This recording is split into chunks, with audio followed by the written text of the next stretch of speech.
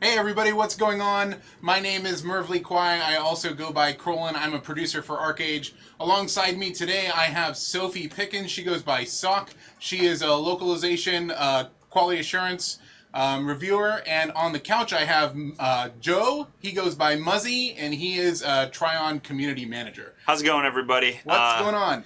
I'm happy to be here. I just want to let everybody know before we get started, we are streaming on Twitter, on Periscope, on YouTube, on Facebook, and on Twitch. So if you guys have a favorite platform that you like watching on, go check them out there. I mean, it's basically everything is /ArcheAge, something ArcheAge game. You guys will find us. You know where to find us.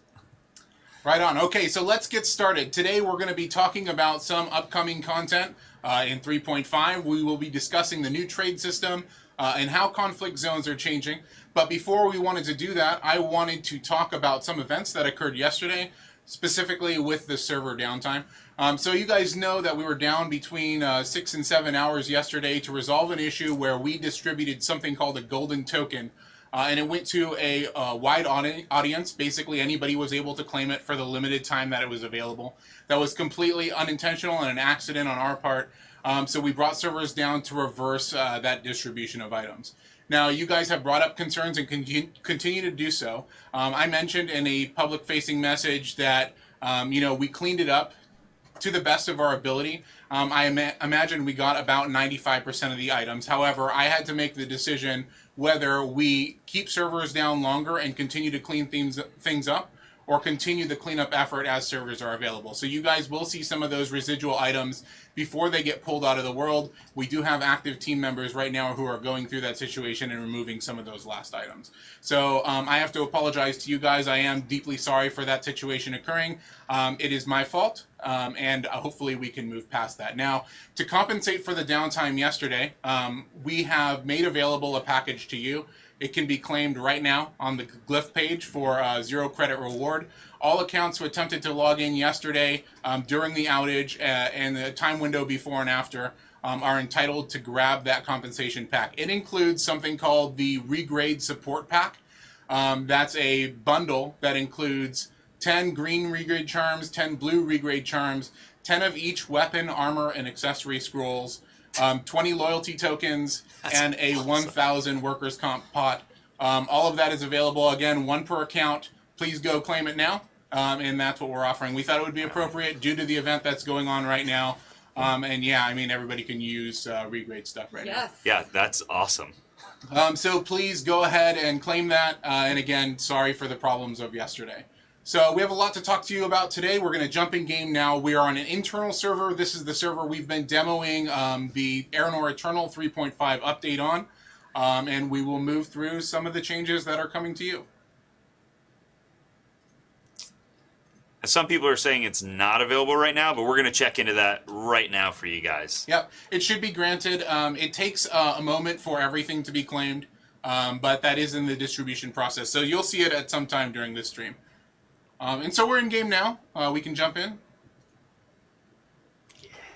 Okay, and we are standing on the coast here in Solus Headlands at Austera. We're going to be talking about conflict and trade. We'll start off talking about conflict and the changes that are coming to you in the 3.5 update. So one of the things that you guys are familiar with are the conflict zones that have existed since the release of the product. Those are zones like Hosla, Paranor Ruins, Windscour Savannah, Rookborn Unisteer, Sandeep, Hellswamp, Carcass Ridgelands, Halcyona. These are the southern zones that move through the conflict cycle. Now, since release, these zones have done so based on PvP involvement, and not a lot of changes have occurred there. Typically, they move into the peace and war cycle based on the number of players that have died in the zone. With the 3.5 update, that's changing significantly, and players will now be able to push those zones through their conflict phases by engaging with PvE and by doing questing. So there is alternative methods for you to cycle those zones into war and conflict. There are some zones in the game that adopt conflict cycles for the first time, and there are also ones that still adhere to a schedule, the existing schedule of events. So I'll let Sock talk about that in a little bit more detail. So as you mentioned, Halcyona is also one of those zones that is going to be going to those conflict timers now. What that means for the Golden Plains battle is that now it's not a scheduled timed event anymore. It's whenever the players push that zone into war that the Golden Plains battle starts. For the southern continents, Nuya and Haranya, the peace timer for the zones, all of those zones that are affected by that, are 70 minutes. It goes then into a 30-minute conflict zone, and after that, it starts that zone where PvE kills, PvP kills, and questing will further push the hostility of the zone until it turns into war. So that's those zones down here in Nuya. Carcass, like you mentioned, is still going to be on its normal time schedule. The same goes for Diamond Shores. Diamond Shores is not affected by that. It's still going to be in its normal time schedule. Same goes for Miss Mirror. The new zone in Aurora that's also affected by conflict changes is Golden Ruins. So Golden Ruins now, my beloved Golden Ruins, can be pushed into war as well. The two new zones, ArcheAge Island and Wellsong Harbor, work the same way. Once it's pushed into war, the event will start in those two zones. Same goes for Reedwind, which you might already be familiar with. I think that's the only zone that worked that way with an event previous to will that. Carcass go to peace too? Eventually it will, Yeah. but it's not player driven. It's a time schedule that Right. happens by itself. So if you look at Hacienda, for example, right now, you see it's at that first stage of vulnerability. Once it's all the way pushed to war, the event starts. And that's pretty much all for conflict zones, conflict changes. Yeah, I think one of the most important things to note in the north with Golden Ruins, I mean, Golden Ruins has been a conflict zone of sorts. I mean, there's been a lot of competition there, whether it's over farming obsidian mats or turtles leveling. You know, the Golden Ruins has been kind of a PvP zone that doesn't really provide traditional PvP rewards. Now, when it gets pushed to war, it will grant honor, and then it will also follow through Also have to a the peace cycle. peacetime, yeah, so that's kind of nice as well. If you go and farm your stuff and you don't want to put up with people ganking you the whole time you're farming your mats, you can go during peacetime now. Also, the thing is, I'm sorry, I forgot to mention that peacetime in those zones in Aurora is only 30 minutes. So southern continents have a 70-minute peace timer. Aurora, it's just 30 minutes of peace. Yep. Golden Ruins also received several updates in the 3.5 update. When we get to trading, we'll talk about that a little bit more. Yeah. But I think that's the biggest takeaway for the changes to conflict zones are that players have a better ability to force them through their cycle. And I said players, I didn't say alts. So yeah, I mean, you guys will be able to pursue that differently. Again, guys, the compensation packs, I see you guys mentioning that stuff. We're working on that right now for you. Yep. Okay, so let's talk about trading. Yes. I mentioned that we are standing in a port city right now, and we are going to walk you through the new trade system. Somebody in chat mentioned a little bit earlier about the article being live that supports the new trade system, and that's true, it is there. But there are pieces of it that are a little bit confusing, so we're going to walk through them. Now, the trade system in ArcheAge hasn't really changed in the entirety of the game's last couple years, and that's largely due to it being a core staple system. But the 3.5 update does refresh it a lot. Some things change, and it's important because that changes the demographic and the paths at which people carry trade packs throughout the world. Now, we're going to go over some new terminology, and we're also going to talk about these general concepts, but one of the things that's important to remember is the new trade packing system occurs in 3 legs or 3 distinct phases. We'll go into detail on each of those phases, but if you hear us talking about a leg of the trade pack flow, that's what we're referring to. So we're also going to describe this from an Eastern continent player's perspective. Everything that we're talking about is replicated on the West. Pirates have a much greater way to interact with this new system. So without further ado, we'll get started. Sok, go ahead and explain the new trade system. Yes. So I'm standing right here in front of a trade outlet in Ostera. There are 3 trade outlets on each of the southern continents. Those are at the ports that you're used to for trading already. It's Ostera, Villanelle, Lusong Harbor, and Yinister, Cairnord. On the western side, it is 2 Crowns, Salzreed Peninsula, and what was the last one? Cinderstone Moor. So you will have the trade outlet site there. This is where you take your specialty packs. Specialty packs are all the packs that you are already used to. It's cheese, it's the packs that you create at fellowship plazas, the packs that you create at specialty workbenches, all those are considered specialties. So all the packs that you're familiar with, you will be able to bring here to the specialty buyer, which is the first NPC at the trade outlet. So the prices for specialties are still going to be the same. There is a percentage that can drop, and depending on the percentage, it will be worth more or less at the trade outlet. Now, what's really interesting with this is, first of all, well, you get gold for it. If you don't like the percentage on this specific trade outlet, you can take it to one of the other 2 trade outlets. So if you don't like what's going on here in Ostera, you can take your Archeum Iris H cheese all the way to Villanelle or Innister if the percentage is better. And you also still have this UI right here for your specialties. You can still look up the prices here before you even head out to see what the percentage is currently at. Oh, that's nice. Pangolion from Twitch asked if that includes fertilizer packs. Everything, yes. Yep. So this is talking about leg 1 of this new trade pack system. It includes basically every crafted pack that exists currently. Yes. For the southern continents. And so the first thing that's really important to know is packs that you create on Haranya can now only be turned in at trade outlets in Haranya for gold. You do no longer take those overseas for charcoal. We'll get to that later. For now, all you do is you turn in the packs that you craft on one continent into trade outlets in the same continent. You don't take it overseas. There's a white Yada. So this really kind of simplifies the way overland trade works. If you open the map really quick, you can craft packs in any of the eastern zones, and ultimately you'll bring them to the 3 port cities with the outposts, and that gives you a little bit more less flexibility with where you can possibly bring it. But that's basically the first leg of the trade pack system. You craft a pack and you ferry it to one of the outpost cities for gold. For gold. So this is the first leg we talked about. Now let's move on. Oh, let me put this down. It's a big pack. It is a lot of cheese. That's a lot of stuff. Now, so when you turn in specialties, this is the second leg we're going to talk about. A new pack is created that we call cargo. So depending on how many specialties you turn in, more or less cargo is created. So for example, cheese packs, if you turn in 4 cheese packs, you'll get 1 cargo. If you turn in 8 fellowship specialties, like the fertilizers or the antiquities that you get from the community center, it creates 1 cargo. And the cargo is a quantity of a thing that the outpost gains. This is not a thing that a player gains. Correct. Yeah. And if you hover all those separate trade packs, you can see which of the trade packs go into what category. There's also a counter on the specialty trade that tells you how many of each trade packs have already been turned into that one. So by doing leg 1, the tower gains a certain number of cargo. Correct. And now if you look at this UI, you see 3 different kinds of cargo. The one we're going to talk about for the second leg is the Haranyan cargo. So if you are on Haranya, turn in Haranyan specialties, the trade outlet creates Haranyan cargo. If you're on Nuya, if you create Nuyan specialties, turn it into a Nuyan trade outlet, it creates Nuyan cargo.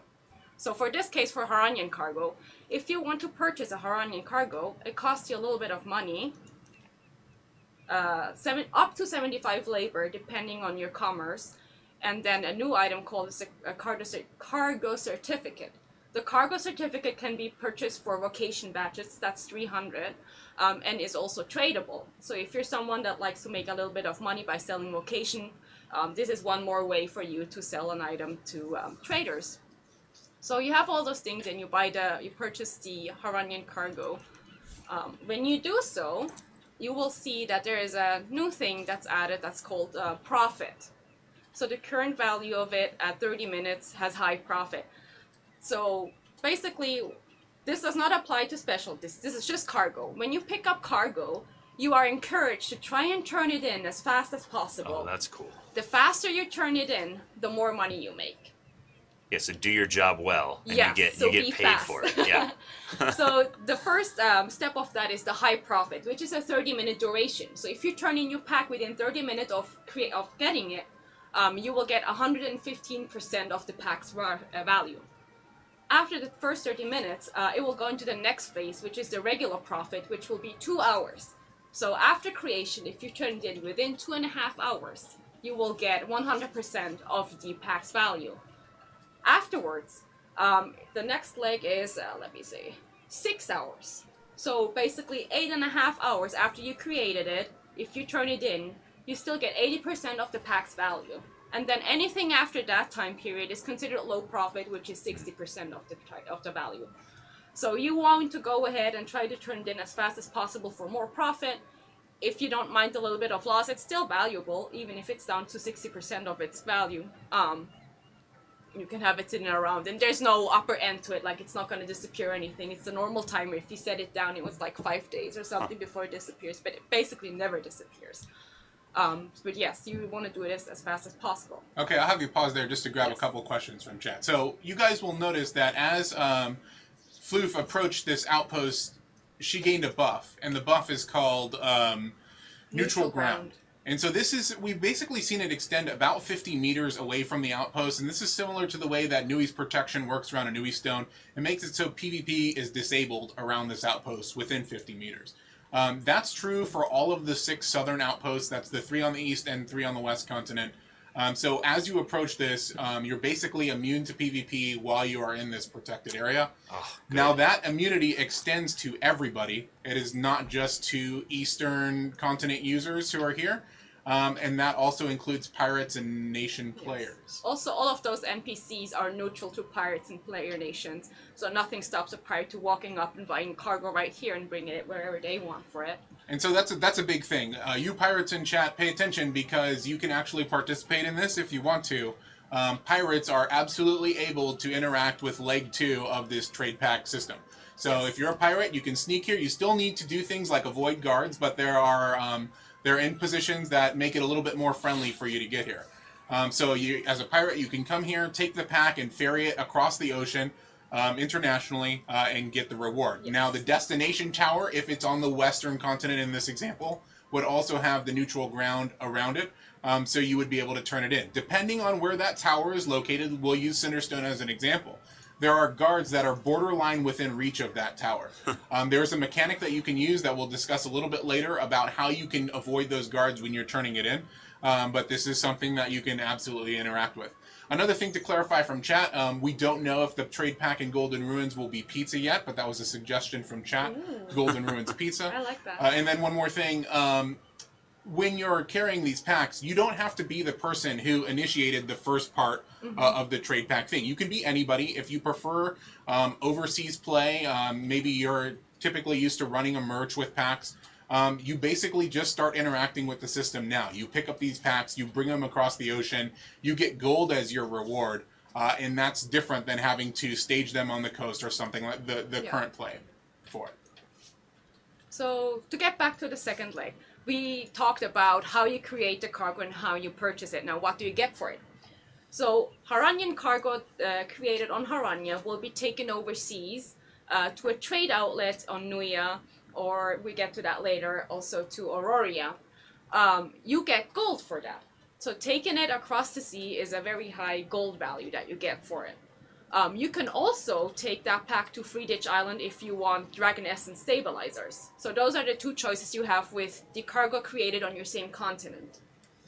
Tunnel Rat grabbed a question in chat. The question was, are those cargo certificates reusable? The answer is no. No. You need to buy it each time. It is 300 vocation badges. Yeah. And basically, well, that's the second leg, the cargo that you produce on the same continent being taken overseas for either gold or Dragon Essence Stabilizers. And let me stop you again there real quick. So this is one of the things, like when we were looking at the system initially, we were kind of like, there's a lot of vocation required, there's labor required, gold, to build these packs. And it seems a little bit cost prohibitive because when you see these numbers like, 30 gold or 75 labor, 300 vocation badges just to build this, it's like, with the pack system we're currently used to, it seems like kind of a bad deal. But the value of that cargo turned in overseas is extremely high. Yes. I don't know if you have examples of that you can pull up. The one that I'm familiar with, the Auroran cargo, for example, can go all the way up to 120, up to almost 130 gold in value. So. Whoa. Yeah, so these are not small values that we're talking about. And that's trekking it across the sea. Yes. I mean, it's generally like kind of a double up mechanic, right? Like if you have the time to run it across the ocean, the amount of gold that you will receive from completion is pretty much double. So it is a lot of the new trade system focuses on less volume of trade runs and more valuable packs. So you spend less time doing it and get more. That also increases the risk of running that pack. Yes. So again, one of those things that at a glance you look at and go, it seems like a lot of investment for this. But again, the reward is proportionate. So, yeah. Okay, and that's pretty much it for the second leg.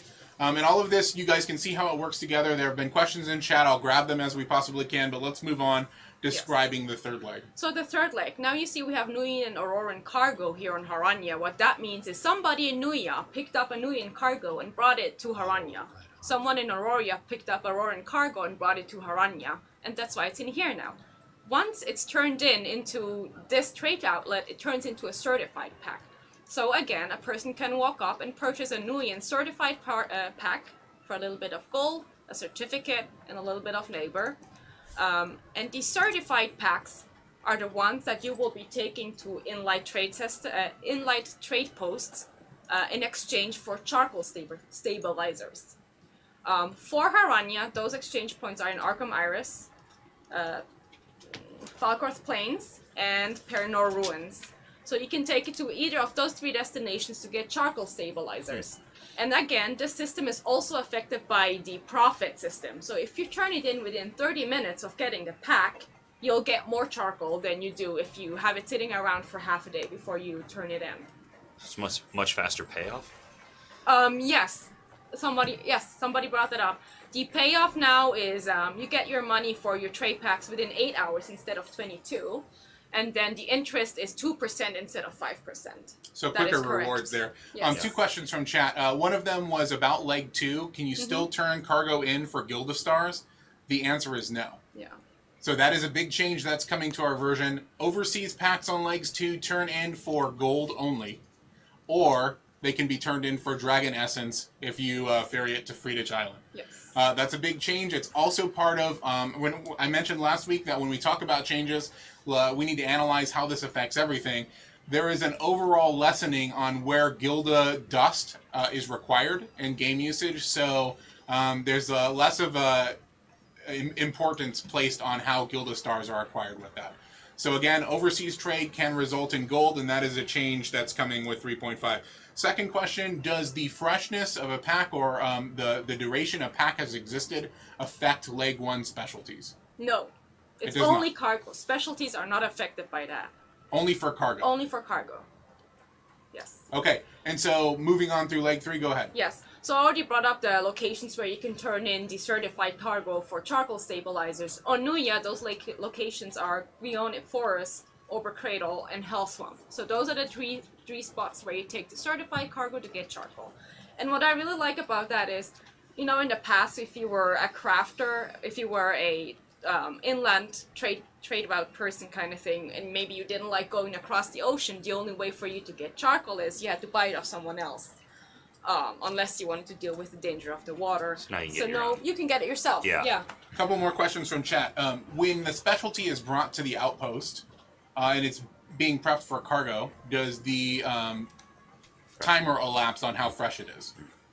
What do you mean? When packs are inside of the tower? It starts over. It's a new process. So if you sell your cargo to a trade outlet and then somebody comes back to get the certified version of that, the timer resets. So it's not like a continuous duration.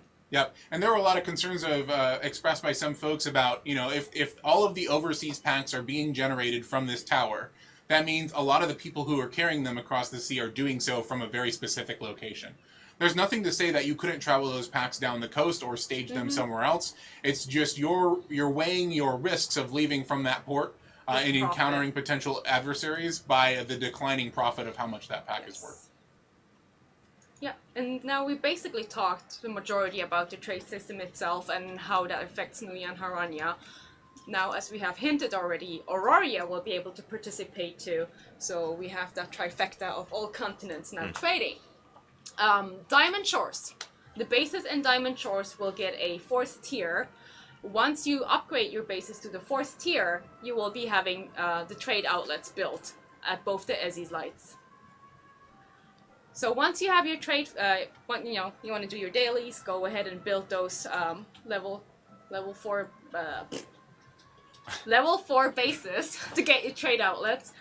You'll be able to turn in for specialties. You'll have those 6 territory specialties that people are already familiar with that have castles. In addition to that, Golden Ruins and Maelsong Harbor, the new zone, both get specialty packs as well. So those have been added with 3.5. Golden Ruins pizza, maybe. And the way you craft them, it works the same way as the other territory specialties. You buy the seed with a Lord's coin, and then you plant the seed, and with the plant that you get out of it, you can create a specialty pack that you can then turn in Diamond Shores in either of the trade outlets. So that makes sense. It means that leg 1 occurs from Whalesong Harbor and Golden Ruins to Diamond Shores, yes, if the base is progressed enough to support it. Yes, correct. Now, one thing to note is the outposts that are available in Diamond Shores, when the base is rank 4, have no neutral ground buff around them. Meaning, PvP is fully enabled in all of those interactions, with the exception that if Diamond Shores is in peace, you know, the peace is provided for those outposts as well. Correct. And then another thing that's worth mentioning, of course, creating those packs in Aurora are usually a bit more costly than creating those packs in the south. The price is adjusted accordingly. You'll get a higher profit from turning in Aurora packs to those trade outlets. And then the rest is the exact same. Once you turn in enough specialties, the trade outlets will create cargo for you. You can take the cargo, the Auroran cargo, you can take to Freedage Isle for Dragoness and Stabilizes, or to Nuya and Harania for gold. The Nuyan and Haranian cargo that's been brought to Aurora can be then driven over to Golden Ruins, where you can get charcoal for it. No cannons are removed in Diamond Shores, so Yeah, if you're in a they're still nation, hopefully the ally system, where you can ally with the Yes. east or west side, supports this. I know there have been recent issues with that, with regard to players in a nation who are allied not correctly interacting with cannons and NPCs. Yeah. That's a separate issue that we're looking into. But the logic here is that if you are an east or west faction member, you interact with the Diamond Shores trade post. If you're a nation, you're allied. And if you're a pirate, you have the same level of interaction that you have currently. Yes. So that is just kind of the way that happens. Now, one of the things that I really liked about this is it adds a new layer of directions packs are traveled across the world. That means you're moving from Diamond Shores north-south across the map, potentially turning them into the east or western ports. So that adds a new dynamic of how packs are traveled across the world. Leg 3, as it occurs in the northern continent, you basically do the reverse. You take the cargo, certified cargo, from the Diamond Shores towers and bring them to Golden Ruins to result in charcoal stabilizers. A question from chat was, how many charcoal stabilizers are granted for the successful turn-in of a Leg 3 certified cargo pack? I do not know that, I'm sorry. Okay, we'll get an answer for you on that. I'm imagining that it's like proportionate to the amount of gold that it's worth. So it'll probably be a larger amount than we saw previously. Of course, with the current system, some packs are insanely more valuable than other ones. I expect that to be a little bit more flattened and not have that great variance. Another thing that we did not mention about Leg 2, there's a boat. Yes. The boat is run by NPCs. By Daru, to be specific. Yeah, which are not the best drivers, but... When you see that guy there, you can basically purchase from a general merchant a document. No, from this guy, actually. From the ship captain, you can purchase a document that allows you safe travel on an NPC boat that provides an aura that takes you across the ocean with your cargo on it. Oh, that's cool. So this is a boat. What are the intervals at which the boat leaves? Yes, a ferry. So, yes, it's basically... So it's a cargo ship that travels from Solace, from Ostera, over to Two Crowns. And then there's another one that goes further north from Minister all the way over to Sol's Reed. So you can take that boat, like you said, you pay this guy a little money to give you this document called the Captain's Protection. Once the cargo ship pulls up, there's a captain on the boat that you can give the certificate to. Once you give that to him, he will grant you a buff that protects you again from PvP. So as long as you stay in, I think, about 35 meters of that ship, you can't be attacked by other players. There's also a big row of benches on that boat, so you can sit down and relax while you transport your pack over. It's basically, yes, it's safe travels across the water if you're willing to pay a little bit for it, and it just, you know, move one pack at a time. Kind of crazy. Trade seems to have gotten like a real overhaul, big Yes. buff. I mean, empowers the players to trade in a new way too. Yep. Expendable Zero from chat is correct. It costs 5 gold to get that Sanctuary certificate. And, you know, looking at what chat said about riding the cargo boat across the ocean, it's slow. It's probably not there when you want to travel. And it's one pack at the time. There are inherent risks like traveling on a carriage or an airship. You are protected if you fall off the boat, but you have to get on because the boat is what provides the protection aura. So you're probably going to want to sit on that boat in one of the assigned seats. You know, merchants' ships are definitely still powerful because they can mass move cargo rather than the one that you can carry on your back. Really interested to see how cargo boats work in the live environment. I've seen their challenges in Korea. And when Sok was originally pitching the system and we were learning about it, there were inherent concerns that I had about it. So I encourage you guys to participate with it on PTS when the 3.5 update is there. And give feedback on that system as a whole. I think some people are going to like it, other people are going to hate it, and people will still travel packs across the ocean by themselves. Well, so the other thing is also, I forgot what I was going to say. The cost of the captain's protection is 5 gold. 5 gold, yes. I'm completely... It feels very cheap. Okay, so then I'll summarize. So we've talked about over the last 15 minutes, the new trade system, and it's important to just kind of like, there's a lot of information that's going around.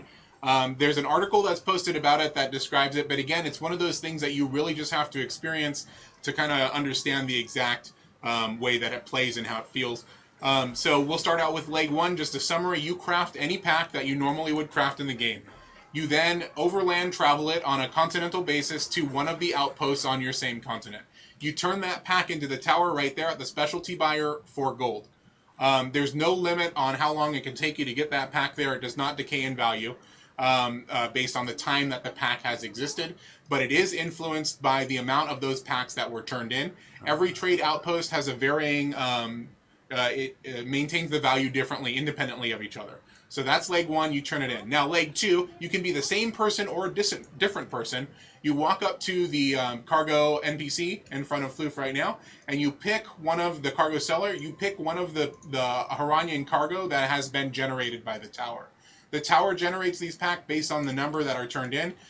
You pay some gold, you buy a certificate for 300 vocation, you get that pack on your back, and you bring it overseas. You can take that to any other outpost across the ocean, and you get a good amount of gold for doing so. Now, that cargo pack decays over time, and the value becomes less as the longer it exists in the world. Also, one more thing to mention, the timer continues. So if you log out with it, or if you place it in a cart or whatnot, the timer will continue. It's not like you can like put it somewhere to keep it for later in case the coast clears. As soon as you get it, the timer ticks down and it's not stopping. Question from chat: do leg 1 packs regenerate over time? Yes, they do. The price reestablishes itself. That's the percent value. Does stabilize over time. Now, when you take that cargo pack from the tower, again, this is kind of like a double up mechanic. You invest your gold, your vocation badges, you get it on your back, you carry it across the ocean. If you're effective, you get probably the most gold out of any pack system, any crafted pack system currently. It's extremely valuable. The risk is inherent. If you die on the ocean and somebody takes your pack, they can turn it into any tower based on that and get the reward. The crafter's cut and the person who turns it in cut, those percentages stay the same. But again, you can either do this in a group or by yourself. When you take the pack from this tower, you're in a protected zone. You can also opt to take the NPC ferry across the water by spending 5 gold for a protection certificate. Now, we'll flip this around and describe leg 3. We'll say that this character is a Nuian who just landed here. They turned in the pack. The tower then certifies the ocean cargo, and any player can grab a pack from here. Typically, it would be a Haranian. Would grab the certified pack and then would travel it to an exchanger. Those exchangers are typically in starting areas like Archimeris or Falcorth Plains. You can see them on the map. They're identified with a blue rabbit. That's another thing on the right side. Daru. Blue Daru, sorry. Yada rabbit, I don't know. Daru, got it. It makes sense, right? Because There's a Daru on the back of the pack too. Oh, that. cool. Beautiful. Okay, so you turn it in there, and you get charcoal stabilizers. That is basically the new method at which you get charcoal. This does a couple things. The one thing that I think has been expressed as super valuable is players will now have the option to, instead of porting back to where they have staged the packs, can grab a pack from the tower. They just turn things into and run those back in the other direction. So you get this sort of return route rather than just porting back. And so if you delivered a leg 1 pack, you could pick up a leg 3 pack and then deliver it back to the location for charcoal. So pretty cool. Also, Aurora came into play. We talked about the NPC boat. One more thing I wanted to mention before we talk about what happens to non-crafted packs in the 3.5 update is something called the Shadow Merchant. Yes. You can go to a general merchant now and purchase this for 20 gold. When you do so, you get an item in your inventory. The item lasts for 1 hour, and you can summon it every 5 minutes. You have to be in neutral ground to do that. That's the 50-meter radius around one of the trade outposts. On southern continents. On the southern continents, right, because there is no neutral ground on the Diamond Shores towers. When you summon this NPC, he acts as a turn-in NPC. Oh, man. And looks really cool. Whoa. So there are some risks of, blocking, or maybe a pirate can't get too close to the turn-in because of the guard. If you have this guy here, you can summon him and turn him in as though he was an NPC normally purposed for doing so. And you can see he has the various options there. He lasts for a short duration and then disappears, and you can resummon him as long as the item is not on cooldown and the remaining timer is still intact. Correct. Wow, that is a lot. This is a very deep game. It's just very cool because, if there's a lot of people right there turning in their stuff, you don't want to deal with it, or if there is cannons or guards in the area that might attack you, Right, as long if you're a as you pirate. have this buff. Yeah. Question from chat, how far away can you summon? Sock just mentioned that. Neutral ground. As long as you have that neutral ground buff, that NPC can be summoned. Now, this is just a great answer for ArcheAge based on how NPCs were blocked, or, if there are too many people around the thing, there are other inherent problems getting to the NPC. You can summon him in the water. You can summon him on your ship. He will appear. If you attempt to drag the NPC away from this location and he goes outside the neutral ground area, he will no longer respond to interaction. Yes. So again, you can purchase this NPC at any time from a general merchant. He For costs 20. 20 gold. He lasts for an hour. You can summon him multiple times. I'm also just showing the distance to the trade outlet where you get the neutral buff, so you don't even have to be all the way in with your ship. You can just summon it right here, turn it, and turn it around and leave again. And I mentioned 50 meters a couple of times. Obviously, that's not the case in this situation. It differs port to port. So we've generally seen anywhere from 50 to I think 100 meters, but I don't want to say 100 meters if it's shorter than that based on the port that you're at. So it does vary port to port. Yeah. Okay, let's transition. Let's talk about packs that are not crafted and how they perform in Aeronor Eternal Update. Go ahead. Yes. So all the packs that are not specialties and that are not cargo going forward will be turned into a relic merchant. So that's like DGS packs, those are sunken treasures, sunken ship treasures, the whirlpool packs, all of those could go to relic merchants. So everywhere where there was an ocean trader, the ocean trader has been replaced with a relic merchant. You'll turn it in there now.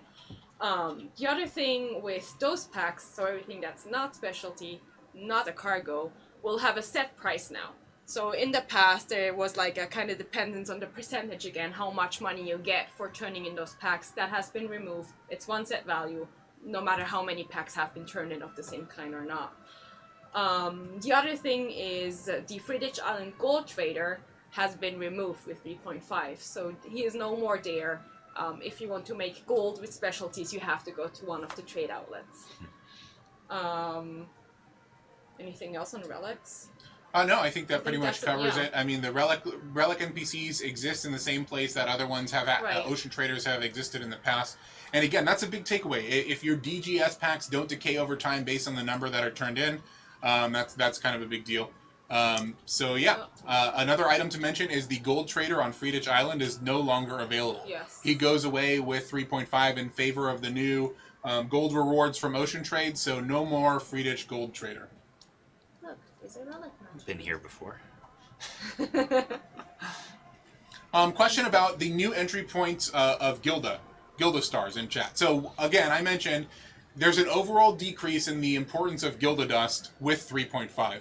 and Gilded Stars. Obviously, people still need Gilded Stars to buy patterns on Mirage Isle. The North American and European versions will be brought more in line with the Korean version and the way Gilded Stars are used there. You will still be able to get them from daily quests, from interaction with upgraded farmhouses and armor merchants, and there are a couple new ways to get Gilded Stars in 3.5. I don't have that list in front of me to talk about, but there are a couple more entry points to Gilded Stars in the world. We do realize that the primary way that players gain Gilda is from overseas trade, but again, that's something that's just been unique to the North America and European version. We looked at how that could be incorporated with the existing system, and that was a discussion we had with Excel, because we were generally in favor of keeping Gilded Stars. However, the ways that it would impact the Leg 1, Leg 2, and Leg 3 relationships were something that ultimately detracted from the way that the system is intended to work, so we opted to move away from that. Again, that puts less of a reliance on Gilded Dust across the board. You will notice that some packs that require Gilded Stars for creation will be changed slightly. So again, you'll still need Gilded Stars to purchase recipes on Mirage Isle, and the entry points are only slightly increased with the 3.5 release. For me to talk about it on the fly right now, I mean, I'm giving you guys basically what I know about the system. Please ask specific questions and we'll get as many answers as you can. And of course, when update notes come out, they will kind of clarify this for you so you can look and see what the ways of earning Gilded Stars are. Someone in chat was saying, well, what's the worth of Free the Challenge now? Well, you still get your Dragoness and Stabilizers there, so this is where you have to go for your Dragon Stabs. Yep, and that will come into play next week when we talk about crafting and regrading. There's a shift in the dependence of materials greatly. And that mostly affects Gilded Dust. When you guys see the way that Wisps change next week, you'll also see how this feeds into the stuff that we've been talking about. What else do we want to talk about, Sock, for trade packs? While we're at it, I just want to show you guys that the community centers on other continents all have gotten a specialty workbench. So this is where you can go now to craft your trade packs that you're used to. There's also a new pack that's added for residents only of the area. So if you are a resident, you can go to your community center and take advantage of those special packs that are just for you. Otherwise, you will see that each of those community center workbenches has a Gilded Dust version for some of those packs. The reason behind that is Gilded Dust is getting removed from the system, and in order for you to still have use for the leftover amounts that you have, you can go and craft packs with whatever you have left. That's pretty handy. Yes, just to make sure that there's still something you can use it for, even if you have some extra sitting in your inventory. Yeah. Yep. And for those of you who have followed the Korean system closely and the evolution of this pack system over the last 4 months as it exists on their live version, we will be getting a more closely updated version of the trade pack system than compared to what they went live with. So you can expect some of those quality of life changes that have been made there to be applied in our release version. Okay, guys, that's a big summary for the new trade system. There are definitely some questions that are flying through in chat. Let's try and get them on the forums and provide answers for that. Again, you guys will have hands-on with this. When we hit PTS in update notes, we'll correctly define that. Never mind the fact that Sock is under the world right now. I was sporting because I wanted to show you guys, because I saw that people were asking about the antiquity packs that you get from some of the community centers. They are still there and they're going to be turned in. You can still turn them in for gold. It counts as a specialty. Okay, so let's do some giveaways. Yeah. Wow, that was so much information. I'm super new to this game. A lot of that went over my head, but it just shows me how deep this game is, which is cool. And I do want to let everybody know that we are getting things fixed for those compensation packs. They are going to be available as soon as we sort out the little issue that we just ran into. But we found the issue and we fixed it, so it'll be there shortly for you guys. I want to say hi, Beetlejuice and Leonard. What's up, guys? How's it going? Yeah, so we're going to do some giveaways. What are we giving away? Now, Celestrada's not here because she's getting married. Oh, yeah. So, can we just go crazy? Somebody else is not here. Amanda's not here either. And I sort of have a reputation to uphold. When Amanda's not on a stream... Just go crazy, right? Gone wild. Yes. You have more permission to give away more mail. Sweet. I think I'm fully empowered to give away some stuff. I love it. So what do we give? What's the first thing we're giving away? Okay, I have a list here. Just been adding stuff to it. So let's roll. These are the first two items that we're giving away today. The first one is going to be a Bloomfang pet. That's the pet that was released, I don't know, let's see, a week or two ago now. What's this one called? It's Violet Bloomfang. Oh, yeah. The I remember little seeing this. floof, the Yes. little purple Yeah, it's floof. cool. Yeah. Super Okay, cute. so can I just get one of everything here? Or do I have to earn it? I think you need to go X up right now. Oh, God. All right, I'll leave it. Someone Like, you extra gotta muzzy. Go X from your desk. Yeah, someone X for me, please. Actually, you know what, bro? You're a Tryon employee. You can't win. Sorry. I can't win. No. What we do on the rip stream Cruel. is if an employee wins, Yeah. you give out double. You give double, Oh, right? I'm kind of okay with that. All right, so we're rolling, what, 2 of these? 2 violent Bloomfangs to start. Is it violet or violent? Violet. Violet, like the color. Sorry. Yeah. It is not that violent. It's not violent. It's too It's cute not to be It's violent. just very violent. Yeah, Yep. yeah. Okay, so you guys X'd up. Here we go. This is for the first Bloomfang pet. Go ahead and roll. And the winner is... You down. It was right there. What was the last one? Okay, the winner is, let's see, Centurion with a 3. No, wait. We haven't rolled yet. That was from the last one. Sorry, guys. Nope, Sorry. not you, Centurion. Sorry. He won something in the last giveaway anyway. Oh, there we go. There you go. Okay, the real winner of the Violet Bloomfang pet, the first one we're giving away is the_lady_noob. The lady noob. Congratulations on your Violet Bloomfang pet. That's awesome. Congratulations. Make sure when you get that, go take a picture, like a snapshot of it from in-game, and put it on Twitter and let us see it. I like that. Okay, number 2, let's roll. Wow me one time, I know you. What's up, man? How's it going? Congratulations, wow me one time on your Violet Bloomfang. Again, same thing. Go post in the forums. Go put it up on Facebook. We want to see you guys sharing out your awesome wins here. We'll do one more of those. This is the third one. What? Go ahead and Yes. roll it. Nice. Zane31. Congratulations, Zane31. I know Zane too. I see a lot of these names You know I recognize. everybody. I know. You're so popular. Well, no, they're popular. I just know them. Oh, that doesn't belong. All right, so what's the next thing we're giving away? We gave away 3 Violet Bloomfangs. Yeah, okay, this is, Amory's not here. So, This place is cool. I'm going to give away a Superior Red Regrade Charm. What? Go ahead and X up. I just I learned how want cool that. those things are. Yeah. Were you distracted? I mean, Yeah, it was maybe you totally- can use it in the event if you want to, or you can Nice. sell it, do whatever I you want want with that. it, but this is a Superior Red Regrade Charm. Is the charm blessed by you?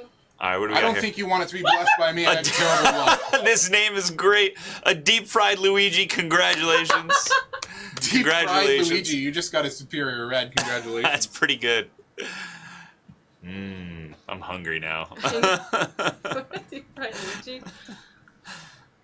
Okay, Alright. number 2, let's give away another one of those. Go ahead and roll. Lightbit2, congratulations, Yay. Lightbit2. Super rigged. Lightbit 2 won in an earlier stream too. Oh, Totally really? rigged. Yeah. Great job, Lightbit. Way to be chosen randomly. Alrighty, Silver Regrade Charm. What? Are you serious? Yes. Amanda's not here. No one's going to tell me no, so here comes the silver. Wow. Okay. So, Silver regrade charms Huh. are like the best regrade charms you can get. yeah, I know. Somebody gave me a rundown of this the other day. Oh, really? Yeah, and Yeah. that's a big one. That's when you run out and X. Yeah. I'll be right back. I'll X this up. All right, and the winner is DirComfer55. Congratulations, DirComfer. Also, I know them. Next thing incoming? I see these names a lot. Are we doing another one of those, or is that the? Let's do one more. So one more silver. Yes. One more silver. Don't tell Don't Amory. tell guys. anyone. I won't say anything. Let's erase the last hour that would happen. So this is LaDanceator924. I like that. That Yay. flows actually. Flows pretty well. Danceator. Congratulations. Congratulations. I wish you great success. That's fantastic. That's well stated. Stated like an ArcheAge player. I just started, but I'm learning. You got it. Okay, let's give away a Arceum Revelation pack. This is our big pack that's available on our website. You'll get the Legacy version or the Fresh Start version if you win, and we're going to give away one of those right now. Nice. What's up, 888? Congratulations. Congratulations. Feel free to flaunt your winnings on all social media in the forums. Tell everybody how awesome it was that you got it right here on the live stream. I see an X for Muzzy. Did X somebody for Muzzy. did somebody Can I give you away? Did somebody? Yeah, you can give me away. There you go. right, If you okay. win, I will let you kill me in ArcheAge. And by let, I mean I can't stop you. I think that's going to happen anyway. It's gonna happen. Okay, let's roll one more Archeum Revelation pack. That's going to go to Naburu. Naburu! Congratulations, Naburu. Also, somebody I recognize. I wonder if people are trickling in early for the next stream. That might be what's going on. If you don't play, let me know. I'll take that off your hands for you. Just saying. Yep, those packs are about to cycle out too. I mean, as we get close to the 3.5 release, that pack will go away in favor of a new one. And we're getting really close. I mean, next week we're going to be talking about regrading and crafting. A lot of interesting changes there. I would say those systems are affected similarly to the way that the trade system was overhauled. A lot of changes for the better. Again, I know you guys had a lot of questions throughout the stream today, so please ask them on the forums. Maybe we can get a Q&A thread going that I can get answers for you guys and provide them as a segment of one of the next streams. You know, and that's something that I'd really like to do. So I'd also like to thank you guys for tuning in and watching us today. And as I mentioned at the beginning of the stream, there is a regrade compensation pack that is available on the website right now, or will be shortly based on if that issue gets fixed. And so you guys can go and claim that. But I think that's pretty much it for what we have to show you today. Again, stay tuned next week. We're going over crafting and regrading, and then following that, we'll be on PTS. And you guys will be able to see that. I hope you enjoyed the description of the new trade system. There is a lot to consider. And yeah, thanks for watching us. I hope you have a great weekend, and we'll see you guys later. Thanks for having me, guys. Bye, everyone. Bye now.